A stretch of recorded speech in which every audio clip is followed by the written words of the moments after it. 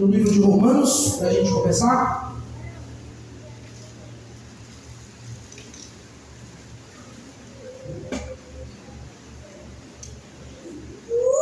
Capítulo 12.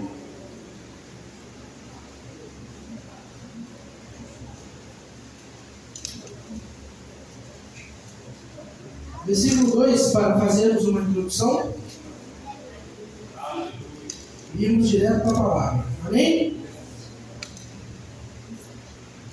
Por falar em calor, vocês acreditam que o Ney me perguntou se eu achava legal ligar o ventilador? Eu falei, irmão, deixa Deus usar, pelo amor de Deus. Romanos capítulo 12, versículo 2. O que diz aí?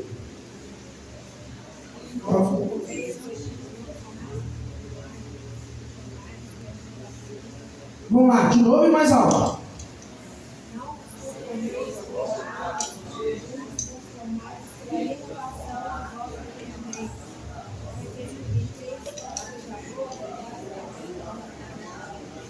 Aleluia. Não vos conformeis com este mundo, mas transformai-vos pela renovação da vossa mente. Algumas traduções vão dizer: transformai-vos pela renovação do vosso entendimento, para que experimenteis qual seja a boa, perfeita e agradável vontade de Deus. Nós entendemos que para tudo que nós formos fazer na vida, é necessário começar na mente. Humanamente falando, é necessário começar na mente. Nós podemos acessar o céu, nós podemos em oração, através do nosso coração, do nosso espírito, direcionar a Deus algo, um pedido, um desejo, um clamor, uma cura, para alcançar um testemunho, como foi ministrado aqui hoje para a glória de Deus.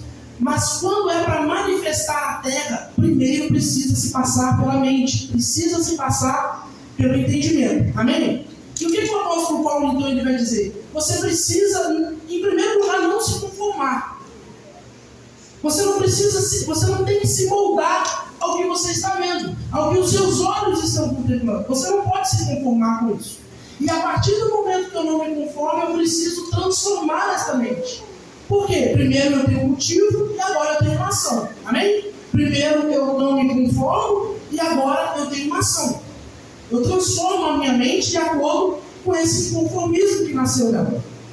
Então o que nós entendemos com isso? Que a primazia de qualquer mudança e de qualquer coisa que vamos fazer nas nossas vidas, nós precisamos que a nossa mente ela seja transformada. E quando eu digo a nossa, é de todos nós de verdade. Em todos os aspectos, em todas as áreas, em todos os assuntos, é fundamental que o Espírito Santo ele transforme a nossa mentalidade. Afinal de contas, nós somos um povo, nós somos uma alma, nós somos um ser caído.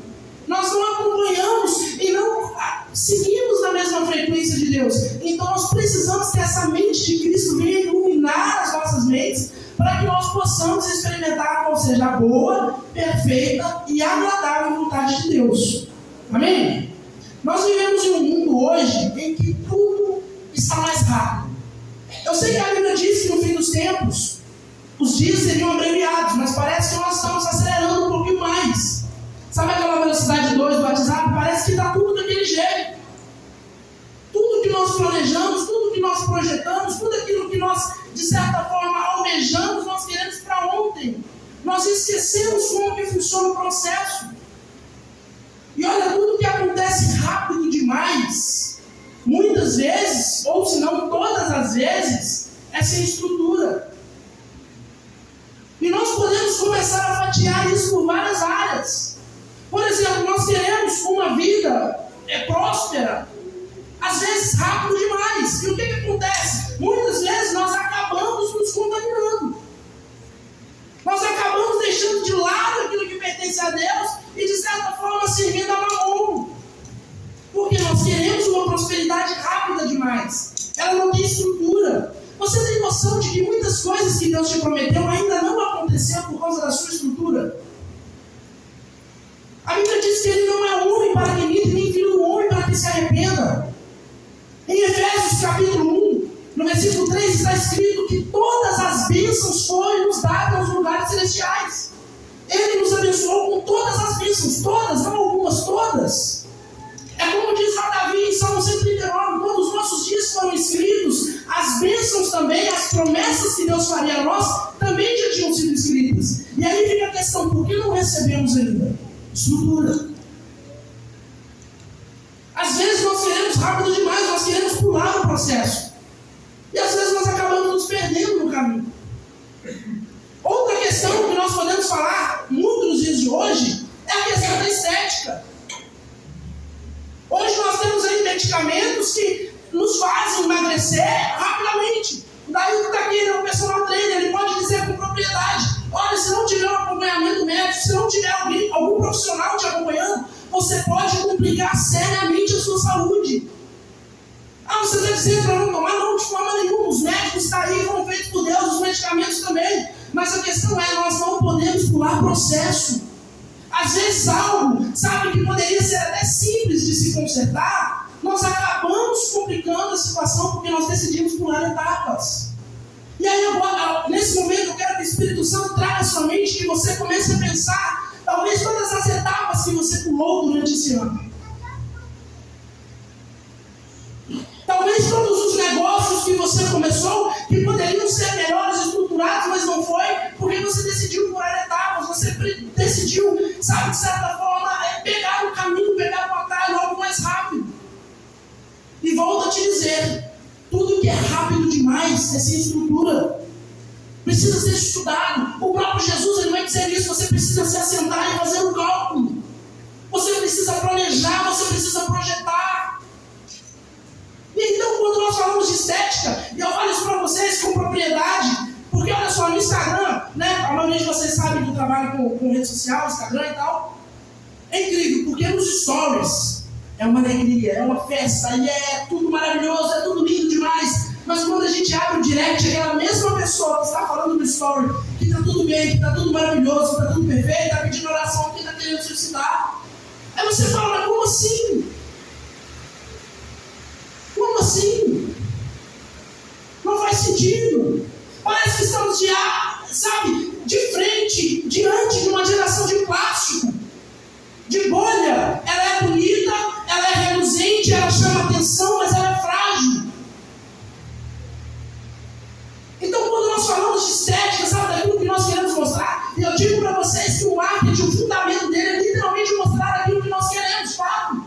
Não significa que tem que ser errado, nem tem que ser mentira, mas se eu vendo um produto, eu tenho que te convencer que aquele produto é o melhor e que você precisa comprar esse produto. Mas quando nós aplicamos isso no marketing pessoal, nós estamos muitas vezes mostrando um produto, mostrando algo que somos, mostrando alguém que somos, né? Porque para alguns é algo, para outros é um produto, mas que é real, que não é verdade. Porque nós estamos pulando o processo. E quando nós falamos de uma vida ministerial, por exemplo, quantos escândalos nós temos visto no nosso meio hoje, principalmente por causa das redes sociais, porque elas fazem com que isso tudo seja propagado de forma mais rápida. Mas são ministérios que começam sem estrutura. Ah, você está me dizendo que para começar o ministério precisa ter estrutura? Não, precisa ter dependência. Mas que muitas das vezes, antes de descobrir a dependência, nós estamos iniciando algo para Jesus, sem Jesus. Fazendo para o reino de Deus, sem o governo do rei. E quando se trata de família, é a mesma coisa. Se nós formos buscar as estatísticas, a quantidade de família que tem sido desfeita, será que esse ser desfeito, muito não se dá por pular processos? Por pular etapas? Sempre é assim? Não, claro que não. Mas muitas das vezes é assim. Por pular etapas, por pular processos. Então o apóstolo Paulo ele começa nos alertando: olha, você precisa transformar o seu entendimento, você precisa não se conformar com aquilo que você está vendo ao seu redor e precisa trabalhar, e é você mesmo que faz, porque a Bíblia vai dizer: transformai-vos, transformai você pela renovação do vosso entendimento. Não é uma obra que o seu pastor, que o seu líder, que o seu amigo, que o seu cônjuge vai fazer por você, é algo que somente você pode fazer.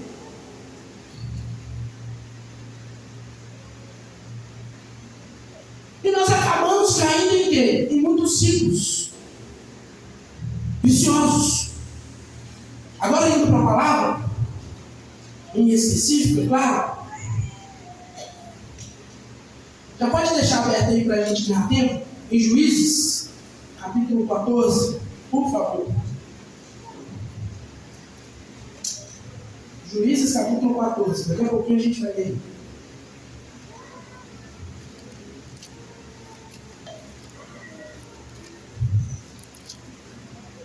Amém? Vamos lá, vamos continuar então.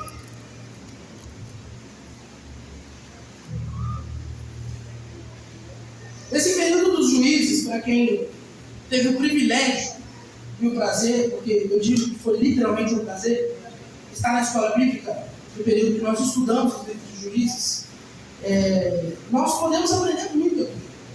Eu, para falar a verdade para vocês, no Antigo Testamento, eu comecei a me interessar mais após fazer parte dessa escola bíblica, após começar a dar aula sobre o Antigo Testamento. Eu tive que estudar bastante, ainda tem muito a aprender, sabe? Para chegar, né, em um nível, por exemplo, de entendimento do Antigo Testamento, como o pastor Giovanni, irmão Vanilson, Betsaida, eu acho muito difícil. Guilherme, literalmente eles tiram coisas da história que a gente não sabe de onde veio. O negócio é loucura, como diz um amigo meu. Então, assim, nós estudamos esse livro de Juízes e miuçamos, né, essas histórias do Antigo Testamento, até certa parte, e nós entendemos que depois da liderança de Josué, não ficou um líder para assumir o povo, para continuar direcionando o povo de Deus. E eles começaram então, Edmilson, a perder os estatutos, a perder as leis, a perder o compromisso com o Senhor, a perder tudo aquilo que eles haviam aprendido acerca da travessia, de quando eles saem do Egito e fazem aquela travessia pelo deserto. O povo não se lembrava mais. Se naquele tempo Moisés já tinha tamanha dificuldade a ponto de subir para o monte orar, e quando ele descia o problema já tinha dobrado, imagina agora sem o líder. O povo estava completamente disperso. O povo estava completamente sem noção. Completamente não, porque ainda naquela geração havia muitas pessoas que eram da liderança de Josué. Amém? Estão acompanhando? Então Deus ele começa a levantar os juízes. Por quê? Para devolver para o povo essa informação, para devolver para o povo esses estatutos, para devolver para o povo a lei. E o primeiro juiz levantado, quem sabe me dizer quem foi? Sansão? Começa com Oti e termina com Nel. Otoniel.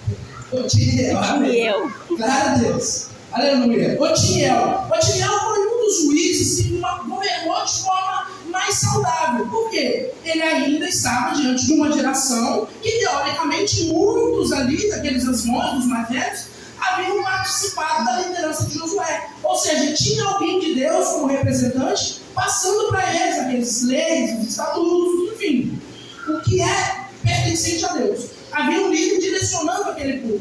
Então o Otiniel ele pega aquele povo com uma saúde espiritual, eu diria que menos pior. Amém? Menos pior. E depois dele vai vir outros juízes, como Eude, Sangar, Débora, né, que foi uma grande juíza, uma das mais conhecidas, Gideão, que graças a Deus e a ele nós temos um ministério de homens que se chama Gideão, Cola, Jair, Jefté, também muito conhecido, Ibsam, Elon, Abdon, Sansão, Eli e Samuel, que também são os três bastante conhecidos, né?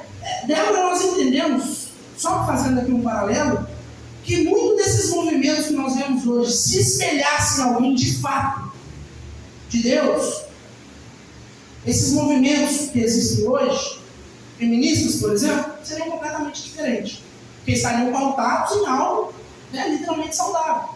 Porque uma mulher que no meio de uma liderança que naquele momento estava completamente covarde, ela se levanta, direciona e Deus dá vitória. Deus restitui Israel sobre todos os problemas que eles estavam enfrentando naquele momento.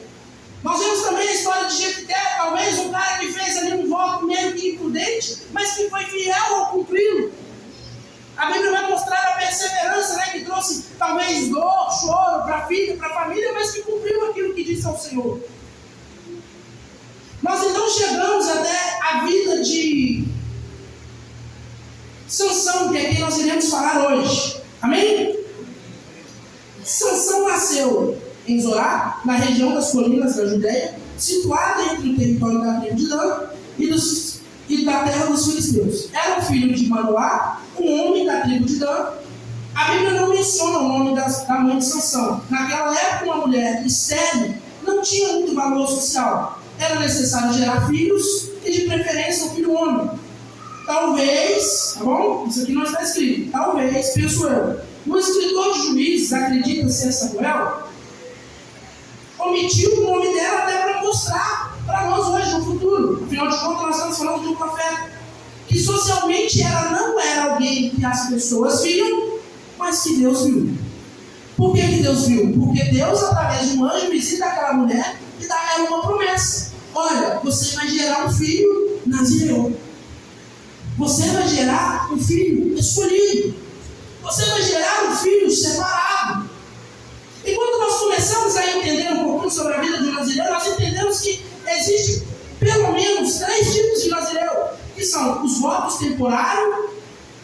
No livro de Juízes, no capítulo 6, nós vamos ver muitos homens que faziam votos temporários. De tempo em tempo, eles participavam daquele voto, que não podia cortar o cabelo, não podia comer nem beber do fruto da vide, nada derivado de uva, que não podia também raspar a cabeça.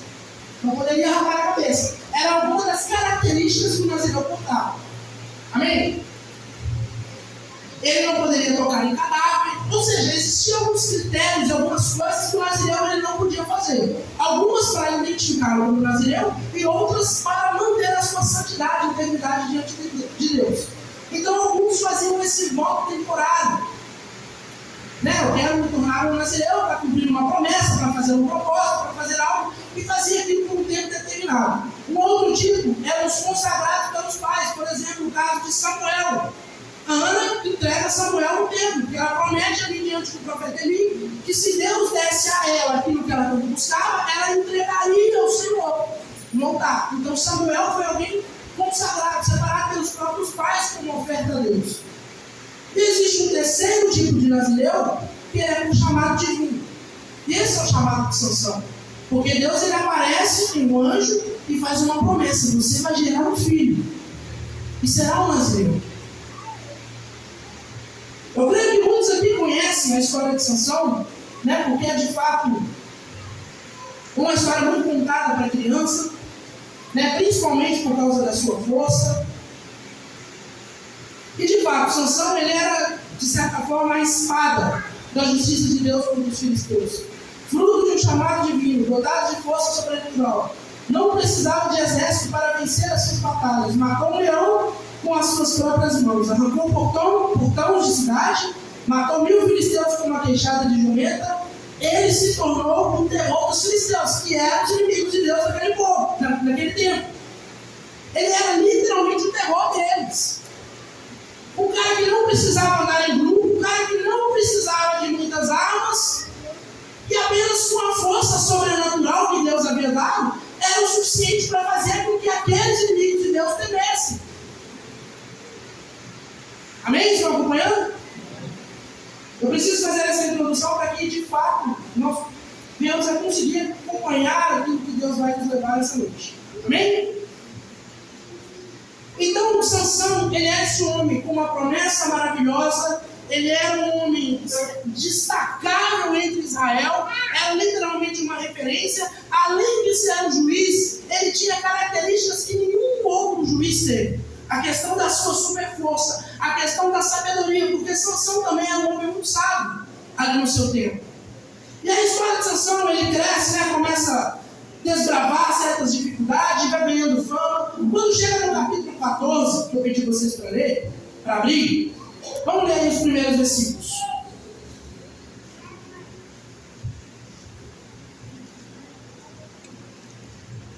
Versículo 1. E desceu Sansão a Tímina, e vendo em Tímina uma mulher dos filisteus, filha dos filisteus, subiu e declarou ao seu pai e à sua mãe e disse: vi uma mulher em Tímina, das filhas dos filisteus. Agora, pois, tomai-ma por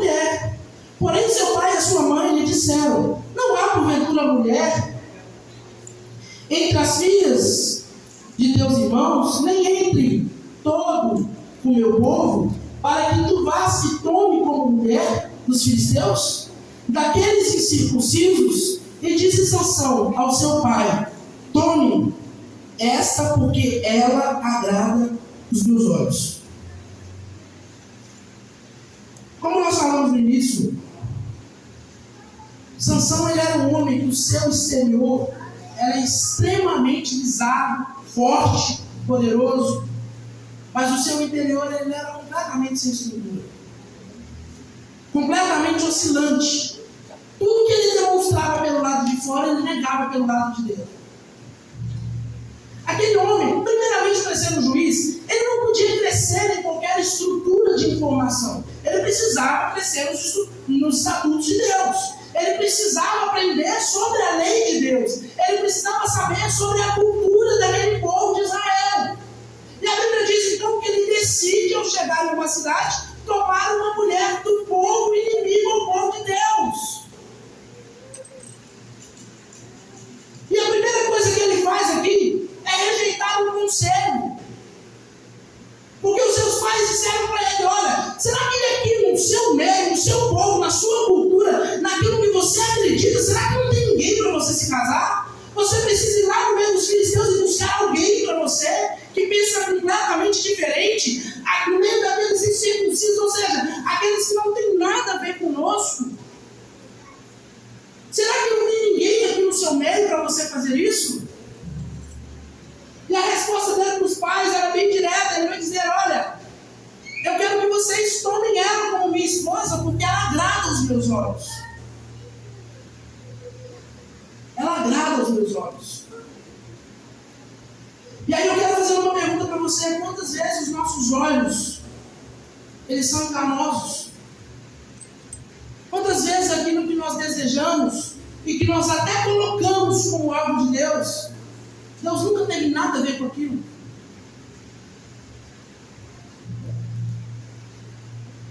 Porque Deus me disse, será que disse mesmo?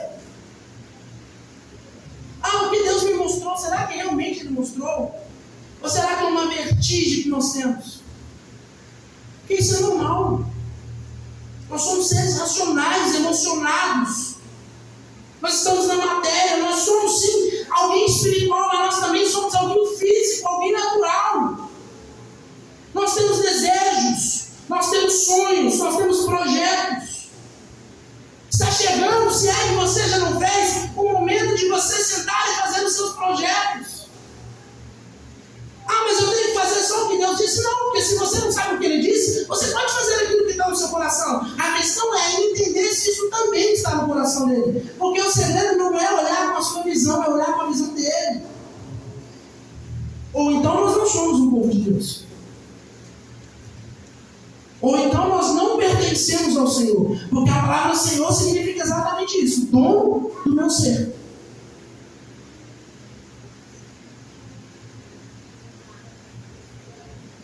E Sansão então ele começa a se deparar com essa dificuldade acerca de um conselho.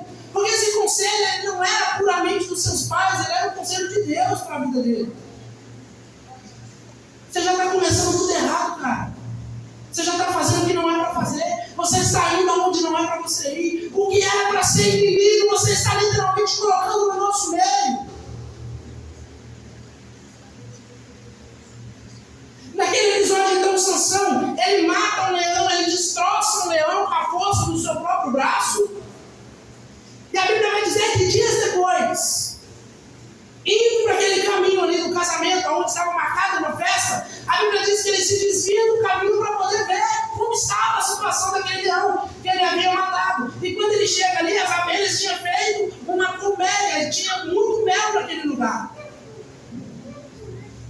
E após então ignorar o conselho, ele agora pisa na bola mais uma vez. Porque o nazireu ele não poderia tocar em um cadáver. E o que ele faz? Ele toca naquele corpo do leão que ele mesmo matou para poder retirar o mel.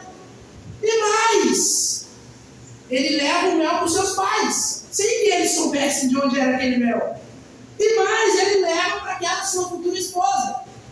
E eles estão então naquela festa festejando festejando, sem consequências, aparentemente, tudo certo. E então alguém muito cheio de si, ele lança um enigma para os filisteus.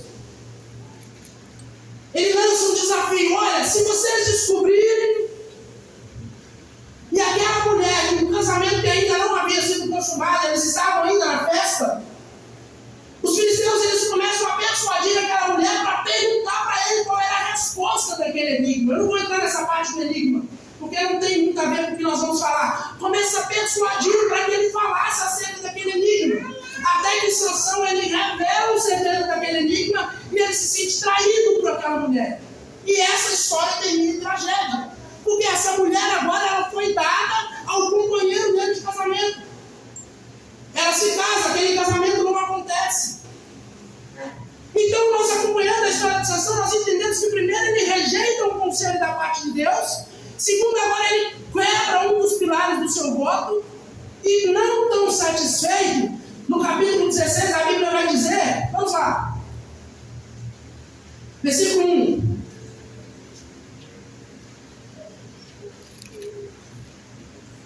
Só passa uma página. Capítulo 16, versículo 1 de Juízes. E foi Sansão até Gaza. Onde ele foi? E viu ali uma mulher prostituta e teve relação com ela.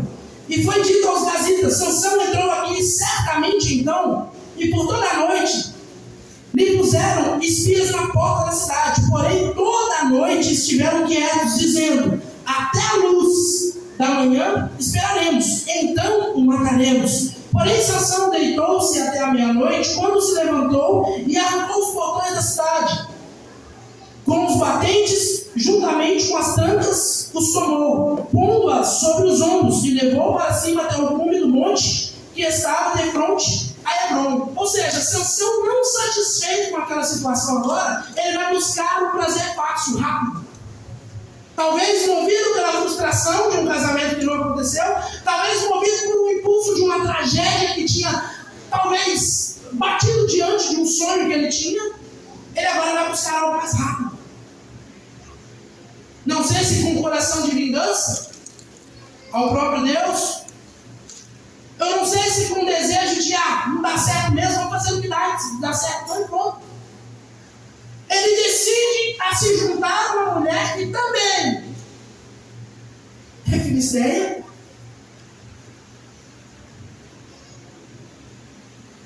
E dessa vez uma meretriz.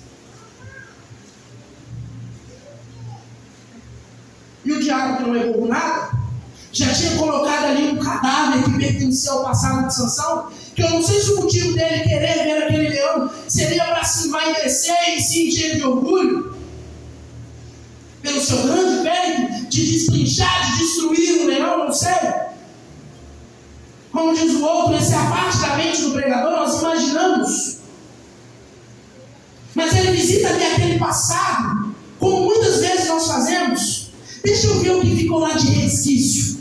Deixa eu ver se ainda existe aquele passado. Deixa eu ver se ainda existe aquilo que eu já matei. Deixa eu ver se ainda existe aquilo que Jesus já sepultou. E trazemos consequência. Trazemos um peso desnecessário. E agora, não satisfeito, o que ele faz? Ele sobe até Gaza.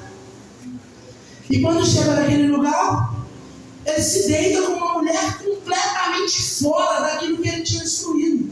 Sido destruído por Deus. Completamente. E o que o diabo faz agora? Uma cilada. Vamos cercar. Vamos cercar ele aqui, vamos matar. Vamos esperar a melhor oportunidade.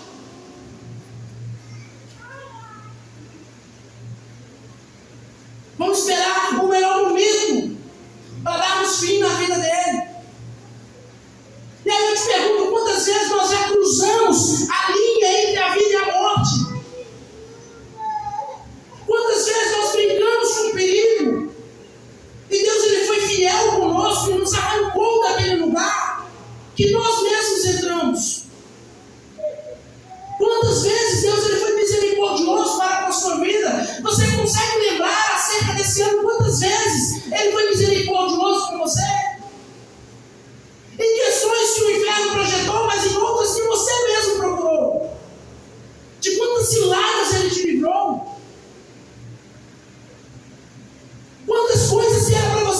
perdido e você não perdeu porque Ele teve misericórdia na sua vida. E eu não estou falando de erros que nós cometemos uma vez, não, eu estou falando de ciclos, de coisas que vêm se repetindo sempre, a mesma situação, o mesmo problema, a mesma dificuldade, a mesma escolha errada. Nós escolhemos hoje errado, e aí não dá certo, nós escolhemos amanhã de novo. E deixa eu te dizer algo: aquilo que não deu certo na sua vida por intermédio de Deus, porque Ele interveio para que não desse certo, não adianta você tentar de novo, porque não vai dar. Ou pelo menos com Ele não vai dar. Não adianta você insistir em algo que Deus já te mostrou que não é seu, que não é para você, porque não vai dar certo. E não confunda a misericórdia com a paciência de Deus, porque as misericórdias elas se renovam todas as manhãs, mas a paciência chega um momento que ela acaba. Chega um momento que ela se encerra.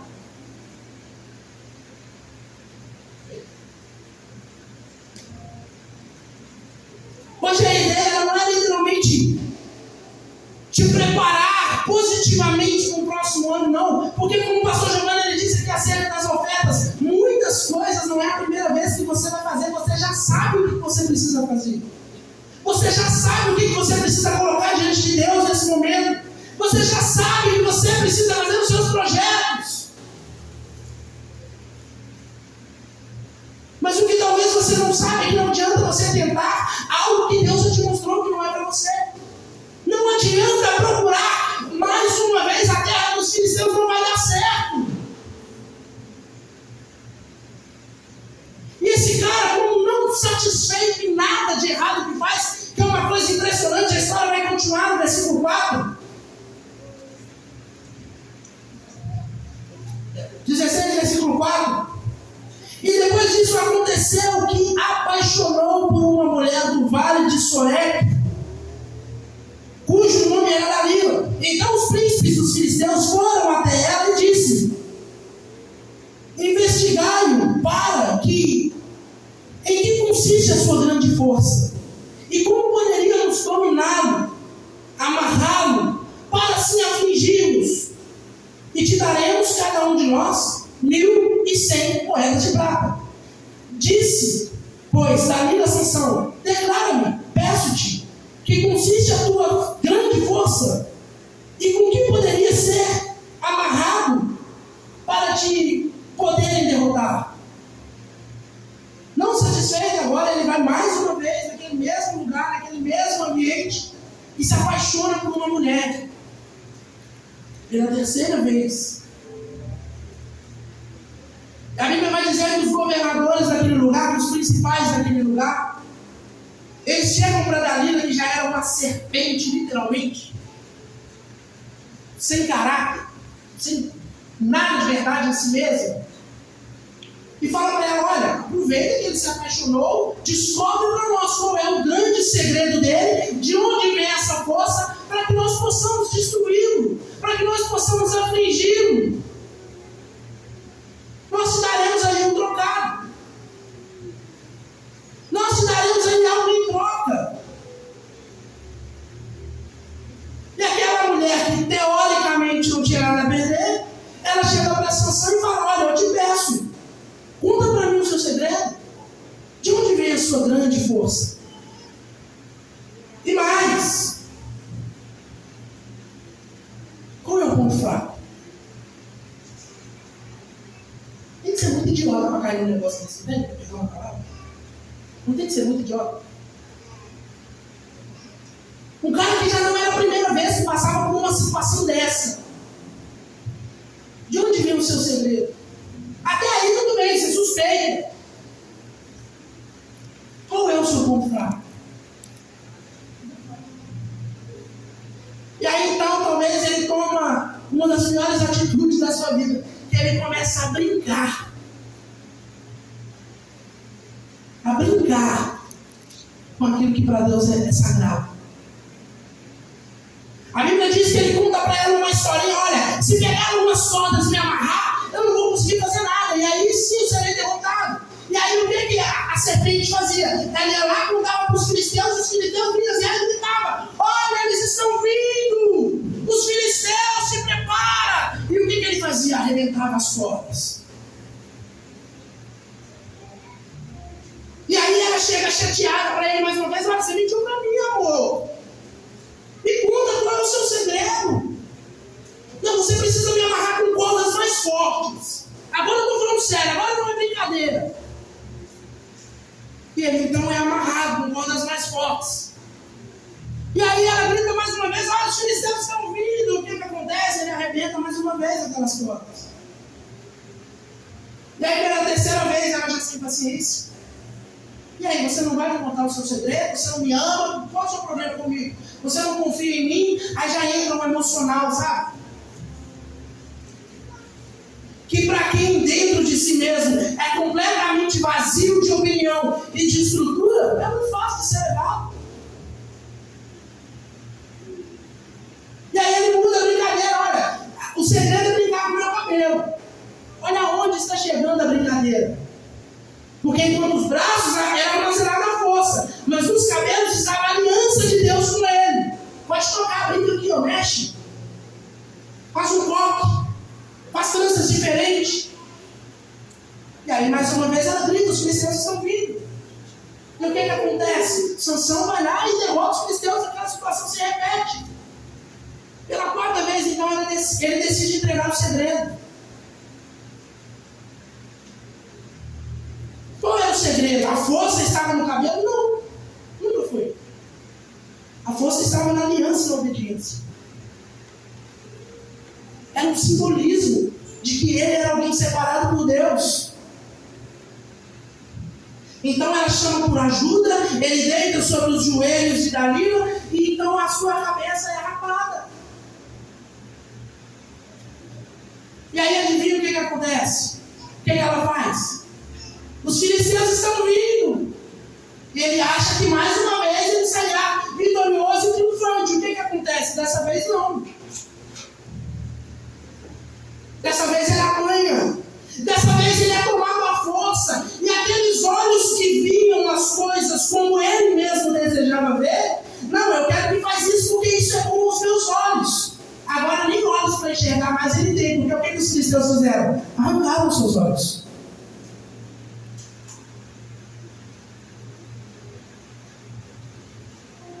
Visão sem Deus é cegueira. Tentar enxergar as coisas sem Deus é cegueira. Talvez isso no tempo deles era um pouco mais difícil. Mas para nós, onde a plenitude dos tempos já se manifestou, Cristo, que em nós é a esperança da glória, como será o tema desse final de ano, já se manifestou. E agora nós entendemos que aquilo que ele disse no livro de João: sem mim nada podeis fazer. Vocês não podem ver, vocês não podem tocar, vocês não podem sonhar, vocês não podem projetar, vocês não podem fazer definitivamente nada. Então não tente ver sem Deus. Não tenta desejar algo que ele não participa, porque ele não estará nisso. Quando nós erramos fazendo algo para Deus, ele assume ali a sua postura de juiz, de advogado fiel, de juiz, que julga essa causa. Mas quando nós fazemos algo por nossa conta, entre nós mesmos, a consequência é nossa. Ou pelo menos até com um pedido de perdão ele vem: é você que vai pagar a conta. Sou eu que irei pagar a conta. Então nós começamos a ver um homem completamente fragilizado emocionalmente, completamente, abalado nas suas estruturas. E aí você fala: como que pode um cara que o seu exterior, ele mostra algo tão diferente, ele mostra algo tão permanente, tão forte, tão poderoso, tão temido, tão respeitado. No interior ele é uma dessas pessoas que mandam no direct: olha, eu estava sorrindo ontem na festa de final de ano, mas na verdade eu quero me suicidar. Na verdade, eu não consigo mais. E aí você tenta ligar uma coisa a outra, sabe? História direct, você tenta ligar, a força e a fraqueza interior.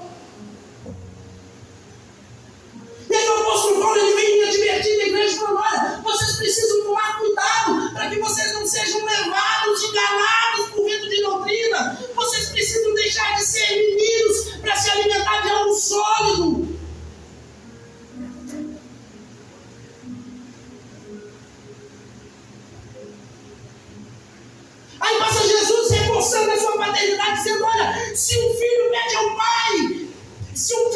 pai pão, como ele daria pedra? E mais tem Deus a dar a vocês, se pedirem ele alguma coisa, ele vos dará o Espírito Santo da promessa, aquele que vos faz lembrar de todas as minhas palavras. Nós vivemos em um tempo que essa síndrome maldita de Sansão não pode estar sobre nós. Uma vida de aparência, uma vida que o exterior mostra algo, mas o interior está completamente perdido. Deixa eu dizer uma coisa: as pessoas nós enganamos, mas Deus não. E outra coisa, nem a si mesmo você engana por muito tempo. Eu digo isso para vocês porque comigo foi assim durante muito tempo. Eu me enganei por muito tempo. Mas chega um momento, sabe, principalmente quando se trata de olhos, Jesus ele se apresenta, ele causa em nós uma cegueira física e abre a nossa visão espiritual.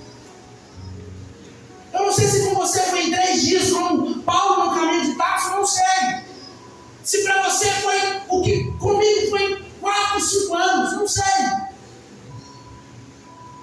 Mas a questão é que ele não nos deixa enganar. Mas a grande questão é quando nós decidimos brincar com isso que Deus nos confiou.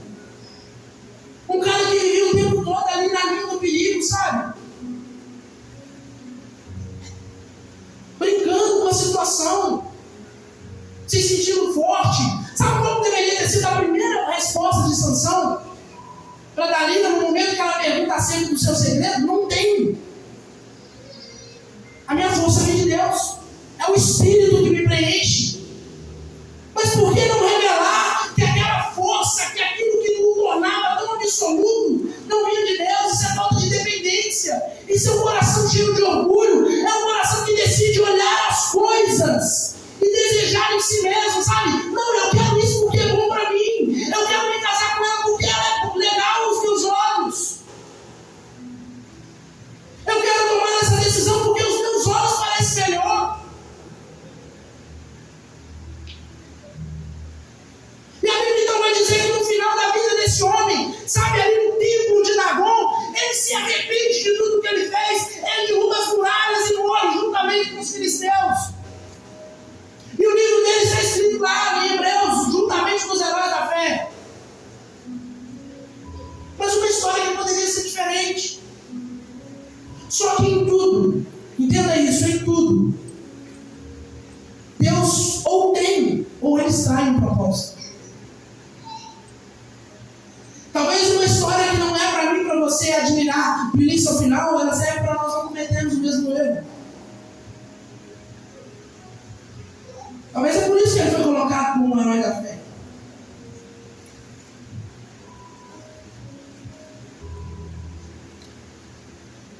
Sabe o que significa o nome de Sansão? Alguém sabe? Se souber, pode falar. Ninguém sabe? Significa sol, luz. Sabe o que significa da língua? Noite, trevas. E olha só o que Jesus vai dizer lá em Mateus 6, 22.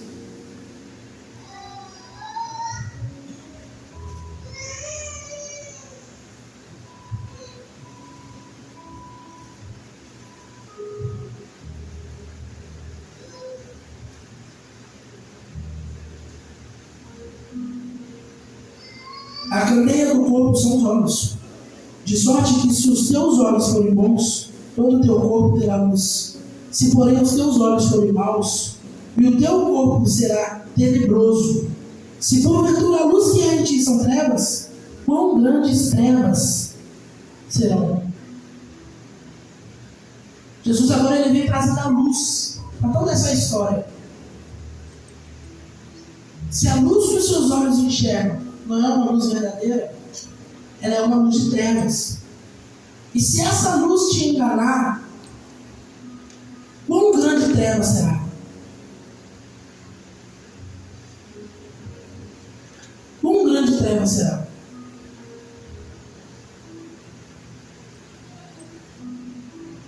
Os olhos, sabe? Eles são a candeia. Ele é a luz. Ele é o fogo. Ele é a chama que ilumina o nosso interior. E se nós não temos em nós essa luz, nós temos uma escuridão. Nós temos uma Dalila. E já percebeu como que o diabo ele é tão astuto, tão inteligente? Porque não subestima. Ele é inteligente. Extremamente inteligente. Ele vai colocando pedra por pedra, situação por situação, enfraquecendo aos poucos, para chegar no momento e dar o golpe final. Você não vai ouvir o conselho, você vai quebrar a parte do seu voto, você vai habitar em lugares que não é para você estar, você vai trazer para o seu meio o que não era para você trazer. E quando Deus falava sobre isso comigo, ele até me fez lembrar de uma frase que diz que o machado, quando ele foi entrar na floresta, as árvores disseram: seja bem-vindo, porque o cabo é um de nós. E o final dessa história foi que todas as árvores foram cortadas pelo machado. Ou seja, nem tudo que parece é. Nem tudo que parece é. Nem tudo que faz os seus olhos brilhar, seja uma oportunidade, seja alguém, significa que é.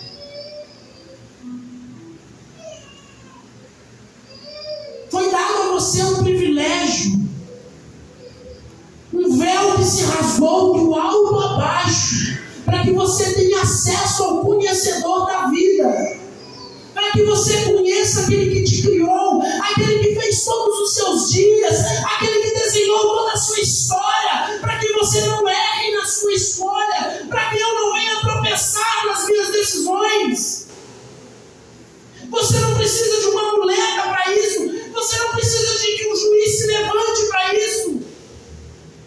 E olha, ele é tão bom que ele coloca pessoas, muitas vezes com uma estrutura maior do que a sua, para te fazer enxergar aquilo que você não vê.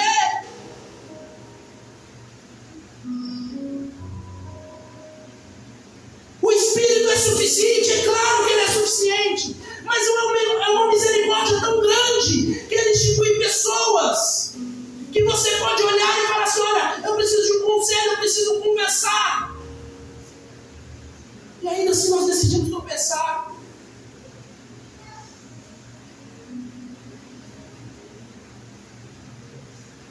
Os olhos, eles são a candeia do corpo.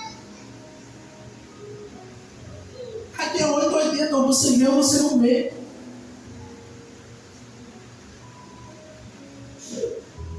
Talvez o símbolo das nossas vidas hoje não é o cabelo. Talvez o símbolo das nossas vidas hoje é o batismo. Que um dia nós fomos sepultados por uma vida morta em pecado e voltamos como novas criaturas pertencentes a Deus, mas que brincamos com isso em todo tempo. Hoje eu sou, amanhã eu não sou, hoje eu quero, amanhã eu não quero, hoje eu vou, amanhã eu não vou, hoje eu minto, amanhã eu não minto, hoje eu sou transformado, amanhã eu não sou, e vamos brincando.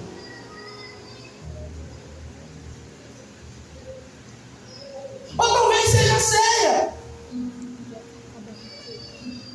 Ou talvez seja ceia, porque diferente das alianças antigas que haviam no passado, por exemplo, a árvore que estava no jardim era uma aliança de vida eterna para Adão.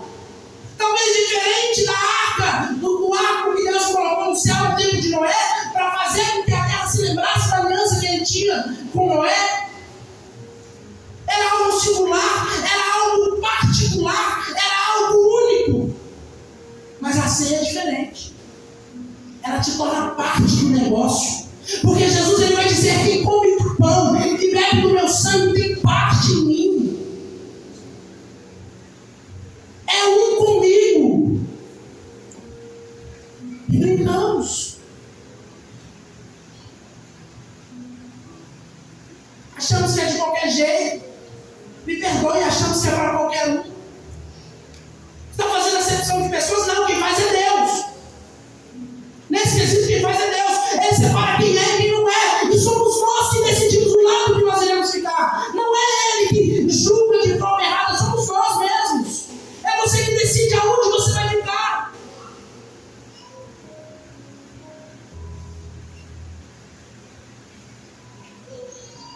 Mas é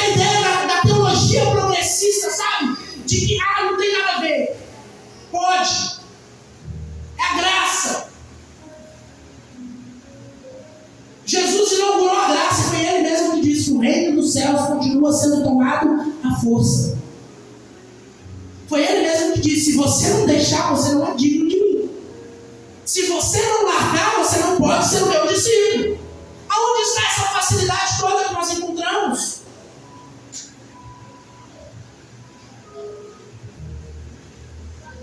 Então nós precisamos despertar, nós precisamos acordar. Nós precisamos de fato, permitir que esse Espírito incendeie as nossas vidas. E principalmente que ele nos torne conformados com aquilo que não está de acordo. E mais ainda, que ele transforme a nossa mente. É como vai dizer em 1 Coríntios capítulo 2, mas quem conheceu a mente do Senhor para que pudesse instruir ninguém? E a nós foi dada a mente de Cristo. A nós foi dada essa mente de Cristo. Então a intenção hoje não é para que você saia daqui cheio de euforia, cheio de ânimo, não. É para que você não cometa os mesmos erros que você cometeu. É para que eu não falhe nas mesmas coisas que eu falhei. Para que nós possamos chegar no final do ano e dizer ainda mais Ebenezer. Para que nós possamos falar ainda mais sobre gratidão. Porque nós vivemos um ano, sim, extraordinário em Deus, eu creio nisso. Mas eu tenho certeza que no seu interior você pensa: poderia ter sido melhor. Poderia ter sido diferente. Poderia ter sido diferente. E talvez o erro se está naquilo que você viu. Do jeito que você desejou a vida.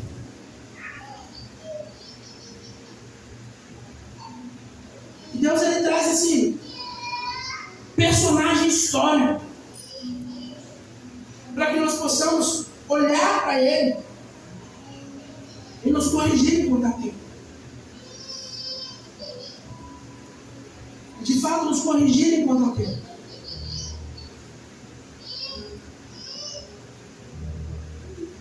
Você tem noção do que Deus ele projetou para você?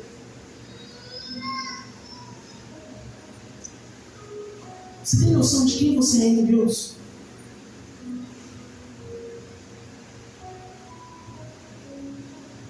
Você tem noção que você não precisa se sujeitar a qualquer coisa? A qualquer tipo de amor, a qualquer tipo de vínculo, a qualquer tipo de intimidade? Existem coisas que para o diabo conseguir atingir as nossas vidas, ele não vai fazer com alguém externo. Ele vai fazer com alguém íntimo. Ele vai fazer com alguém que pode descobrir o segredo. Ele vai fazer com alguém que se dá lá. Que nós até chamamos de amigo, como Jesus chamava Judas. Quando você descobrir isso, a intenção não é para que você se torne uma pessoa